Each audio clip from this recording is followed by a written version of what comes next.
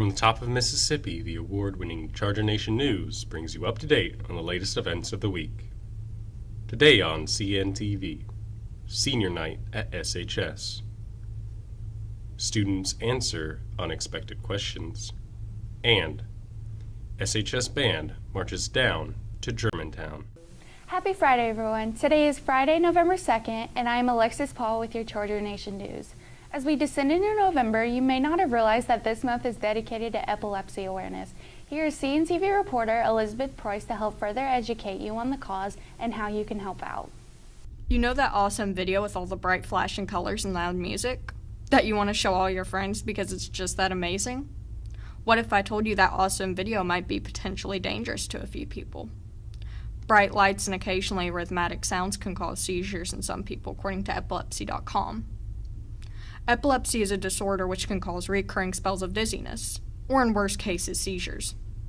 These seizures can sometimes cause the recipient to have neurological problems or brain damage, as stated by medicine.net. With the continuation of these seizures, some may even have to be hospitalized. Epilepsy, it's a seizure disorder, and it's caused by many different things. It can be caused by different conditions that affect a person's brain. Many times the cause is unknown. Sometimes it can be caused from a stroke, a brain tumor, a traumatic brain injury, or a head injury, and sometimes it can be caused from a central nervous system infection. But sometimes they never know why. Epilepsy affects or impacts people in many different ways. It's because there's many causes and many different kinds of seizures. Some people have multiple types of seizures, and other people have other medical conditions that affect them. Seizures can affect people. They can make it hard for them to work. Some people aren't able to drive. Some people have trouble going to school, and some people have trouble holding down jobs and attending social activities. There's not per se a cure for epilepsy right now. A lot of people with epilepsy are treated with medications and become seizure-free. Some people still continue to have seizures, so there's not really a cure, but a lot of people are helped with the medications and other things. Okay. Usually you have a seizure or have multiple seizures, you meet with a neurologist, which is a special doctor. Then they do different tests. They do your medical, they look at your medical history and the history of your seizures. Then they usually will do an EEG and MRI or some kind of studies of the brain, which neither of those tests are invasive or painful, but usually that's how it is diagnosed. Epilepsy is not contagious. No one can get epilepsy from you or seizures from you. Seizures are many times treated with medication, and the best thing that you can do for somebody that's having a seizure is just stay there with them and call for help. So now you may ask yourself, what can I do to help? Well, you can simply ask the person you wish to show the video to if they're okay with seeing flashing lights and loud sounds. If you wish to post that awesome video online, remember to add a warning to it. If you want to go further, there are many charities, where all the proceeds go to helping people with epilepsy. Please remember that every year, 1 in 26 people are diagnosed with epilepsy according to Healthline. So ask before you show that awesome video. You might just save someone else's life. This has been your CNTV reporter, Elizabeth Preuss. We think a lot during our day, sometimes even too much. Whether it be from curiosity, trying to solve something at school, or even boredom, it's easy enough to zone out. But have you ever gotten so deep into thought over a simple question such as, can you dream about dreaming? Or why is Charlie short for Charles if they both have the same number of letters? Let's throw it over to Asia Taylor to hear more brain-twisting questions. Have you ever been having a conversation with your friends and one of you asked an intriguing question? These are often the questions that provoke the best responses. Everybody has their own unique replies, and now we'll get to hear some of South Haven students say their very own answers. If you could know the absolute truth to one question, what question would you ask? Is God real? Is the world flat?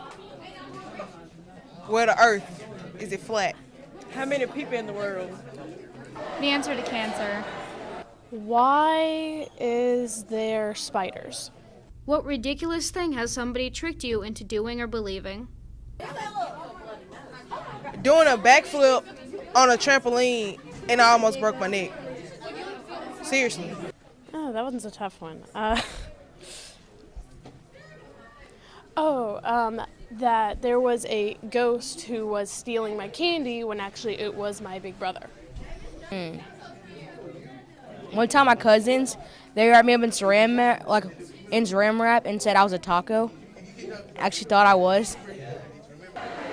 One time this guy tried to make me believe that a single macaroni was called like a macros instead of macaroni. What technology from science fiction do you wish actually existed?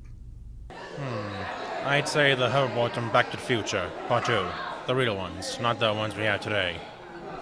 The tourists. The planet blowing upper thingy from Star Wars. A flying house. A flying house? Girl, yes. And you know, like, when you go, flying car. you know, like, when you go on vacation, you ain't got to go nowhere. You take your whole house with you and put it down. Androids. What were your responses to these questions? Do you have any other unusual questions you can ask? Maybe ask your friends and see what they have to say. This has been your CNTV reporter, Asia Taylor. Tomorrow is a big day for our marching band, and our very own Chase Paul has some more information on it as we wish the best of luck to our talented and hardworking group of students. My name is Timothy Wooden. I'm with the South Haven High School Marching Band. I play mellophone. I am Diane Caldwell. I play the flute. My name is Taylor Delaney. I play mellophone. The theme this year is That's a Stretch. It's kind of like, it's unique. It's a really light and fun type of show. It's just for entertainment, really. There's not like a big, deep secret like meaning behind it. We're stretching all throughout the show, and that's like a big part of it. This year's show's doing pretty good. It's gotten us pretty close to higher ranking in competition, and we're doing pretty good so far. What it feels like to perform in front of a lot of people is that it feels good. You are showing people your hard work and dedication to the band. Performing in front of a lot of people can be very scary sometimes. It's just the fact of getting out there and having fun while you do it. This show is really fun, and I'm really enjoying it. It's really light and energetic, and it's just always full of like new things, and there's never a moment when I'm not having fun on the field. Yes, we are ready for state. State is this Saturday. The only thing I have to say is that I hope the freshmen can come back again as marching band, and that they work hard to be a great person for the band directors, including Finley, and that they can just show more pride and dedication to this band and to make it a lot better, and that I will miss you all so deeply. The band, after arriving in Glockstedt, will move to a nearby field and practice before retiring to a hotel for some much-deserved rest.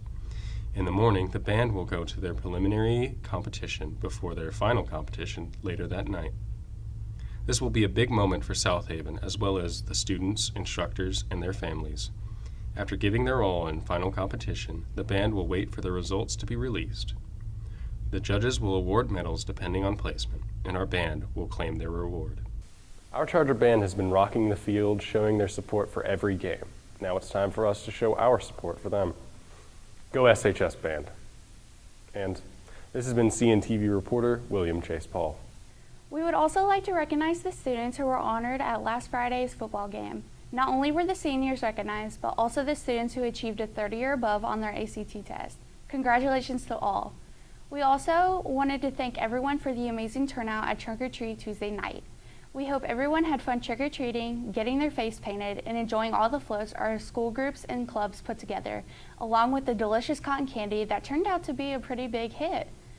And now here's sports with Jordan Osmer. Hey Chargers, I'm Jordan Osmer with your Charger Nation Sports. Tomorrow, our band will be traveling to Germantown High School in Mississippi to compete in the state championship. Good luck to our marching band. Tomorrow, our boys and girls soccer teams will be playing at Northwest Rankin High School. Good luck to them. Last Saturday, the 27th, we had the basketball preseason tip-off versus Hernando at Hernando. Our varsity boys outplayed them with a score of 31-17, and our varsity girls got outscored 35-25. Tomorrow, we take on Lake Cormorant at home to start off the basketball season. Our girls will start at 10 a.m. and the boys will start at 11:30 a.m. Good luck to our basketball teams. Last Friday was our football senior night. That night, we recognized all our senior football players, our senior dance team members, senior cheerleaders, senior pom squad members, and our senior band members. Our football team took on DeSoto Central. They defeated DeSoto Central with a score of 21-14, keeping our winning streak against them on our turf.